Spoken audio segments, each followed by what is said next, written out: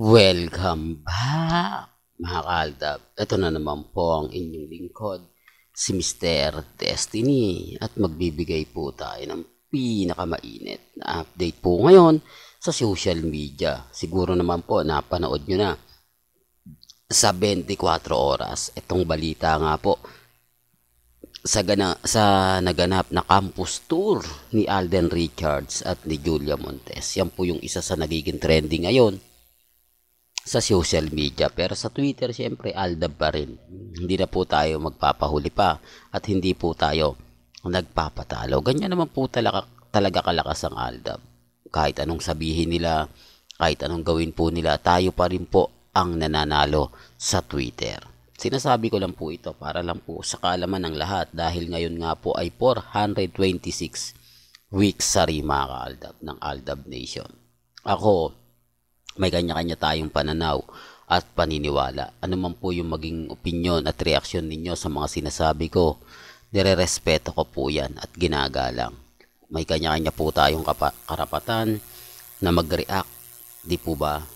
Sabi ko nga po sa inyo dito po sa bagong pelikula nila Alden at Julia Montes na talaga naman pong kinagigiliwan at kinaabangan kung gaano po kainit ang pagtanggap ng mga taga-Lyceum kina Menga, kina Alden at kay Julia Montes ay hindi daw po sigurado na ganyan din daw po ang sasapitin kapag nagsimula na ang pelikula nila Alden at ni Julia Montes. Ako sa punto na yan mga kaaldab, sabi ko nga po sa inyo, nirerespeto natin at ginagalang yung mga nagko-komento na totoo naman po. Iba po talaga ang TikTok, iba po talaga ang Twitter at ang Facebook at ang Instagram. Milyon man po ang views dyan. Hindi ka nga po talaga nakakasiguro kung ganun din daw po karami ang manonood sa mga sinihan. Depende pa rin po yan sa kumbaga kung tatangkilikin o hindi. Pero sabi ko nga po sa inyo, iba po kasi sa TikTok eh. Sa TikTok kasi, hindi siya buong kwento. Di po ba? Mga video clips lang siya na talagang magandang eksena. Kaya yung iba, panonoorin para malaman nila ang buong istorya at ang buong kwento. Di po ba?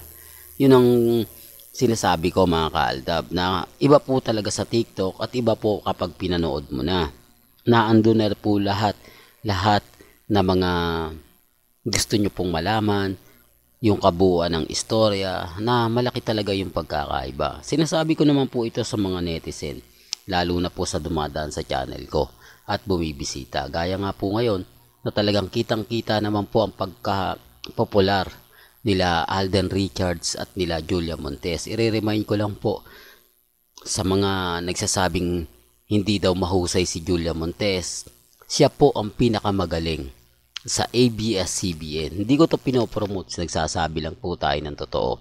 Sa lahat po ng mga artista, laging pelikula po ni Julia Montes blockbuster. Para lang klaro, para lang po alam nila. Sendami po kasi nagre-react eh. Di po ba?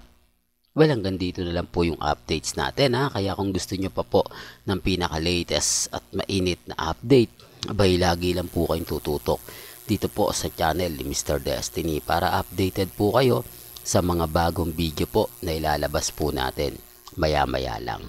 Kaya kung bago ka lang sa channel na to at isa kang true-blooded Aldab Nation na nagmamahal po kila Menga at Tisoy, tama po ang channel na pinuntahan mo, kaya consider na po kitang bagong subscriber. At huwag mong kalimutang i-share ang mga video po natin sa mga mami, sa mga titas at sa mga senyor. Hanggang sa muli, salamat po sa panonood at pakikinig.